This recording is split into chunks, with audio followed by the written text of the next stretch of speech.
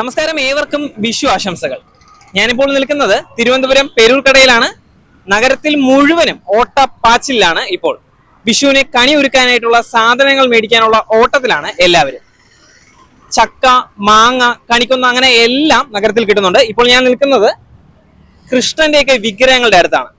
മനോഹരമായ വിഗ്രഹങ്ങളാണ് ഇവിടെ മൊത്തമുള്ളത്.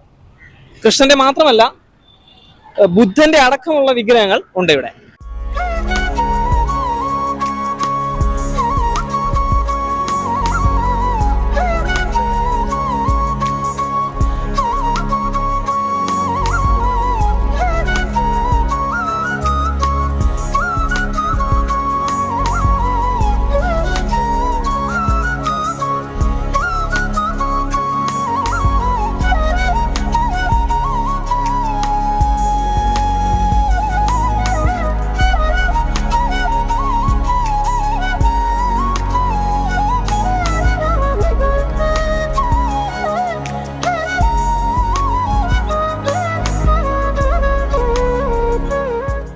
ഐശ്വര്യത്തിന്റെയും സമ്പൽ സമൃദ്ധിയുടെയും ഉത്സവമായ വിഷുവിനെ വരവേൽക്കാൻ നാടും നഗരവും ഒരുങ്ങിക്കഴിഞ്ഞു. വിഷുനാളിന് മണിക്കൂറുകൾ മാത്രം ബാക്കി നിൽക്കെ ആഘോഷം പൊടിപൊടിക്കാൻ വിവിധ തരം കരകൗശല വിൽപ്പനശാലകളിൽ കണി ഒരുക്കുന്നതിനായുള്ള കൃഷ്ണ വിഗ്രഹങ്ങൾ, കണി, വെള്ളരി തുടങ്ങിയവയ്ക്കൊപ്പം ആപ്പിൾ, മുന്തിരി, കൈതച്ചക്ക ഉൾപ്പെടെയുള്ള സാധനങ്ങളുടെ വിൽപ്പനയും തകൃതിയായി നടക്കുന്നുണ്ട്.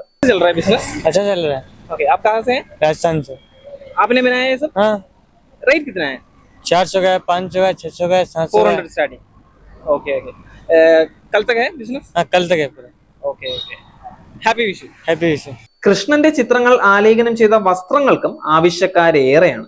മലയാളികൾക്കിടയിൽ ഈ ഉത്സവത്തിന് വലിയ പ്രാധാന്യമുണ്ട്. ലോകമെമ്പാടുമുള്ള മലയാളികൾ ഈ ഉത്സവം ആഘോഷിക്കുന്നു.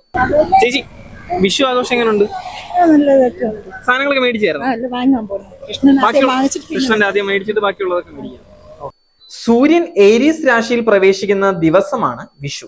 ഈ ദിവസം കേരളത്തിൽ വസിക്കുന്ന ആളുകൾക്ക് പുതുവർഷമായും ആഘോഷിക്കുന്നു. വിഷു എന്നാൽ സംസ്കൃതത്തിൽ തുല്യം എന്നാണ് അർത്ഥം.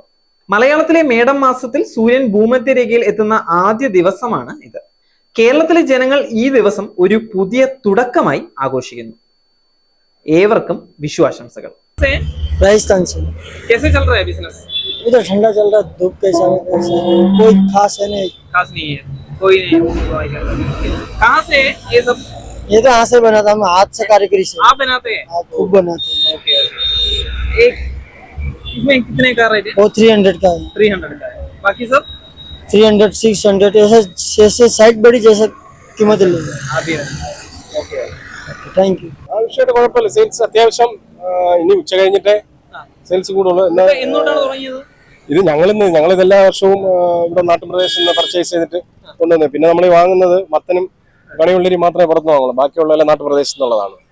പിന്നെ അത്യാവശ്യം കുഴപ്പമില്ല. ഇവിടുന്ന് ആള് വരുന്നുണ്ടോ? ഇന്ന് അവധി ദിവസം ആയതുകൊണ്ടുള്ള കുറവുണ്ട്. കാരണം സെക്കൻഡ് സാറ്റർഡേ അല്ലേ.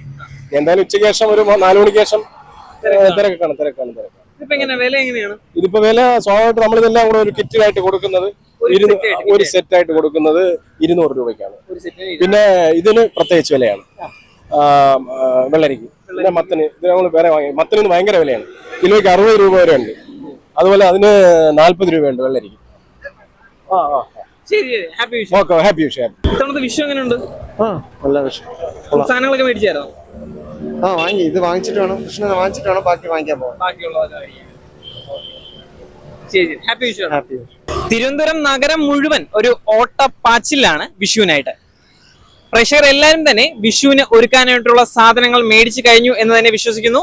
ക്യാമറമാൻ സുധീഷ് വെള്ളാഞ്ചിറയ്ക്കും സാരഥി അരുണിനുമൊപ്പം റിപ്പോർട്ടർ വിഷ്ണു ശങ്കർ, സാഗ് ന്യൂസ്, തിരുവനന്തപുരം. നേരിന്റെ വാർത്തകൾ നിങ്ങളുടെ വിരൽത്തുമ്പിൽ എത്താനായി സാഗ് ന്യൂസ് ചാനൽ സബ്സ്ക്രൈബ് ചെയ്തും ഷെയർ ചെയ്തും ഒരു ശരിയായ മാധ്യമ നിലപാടിനൊപ്പം നിൽക്കാൻ ഞങ്ങൾ നിങ്ങളെ ക്ഷണിക്കുന്നു.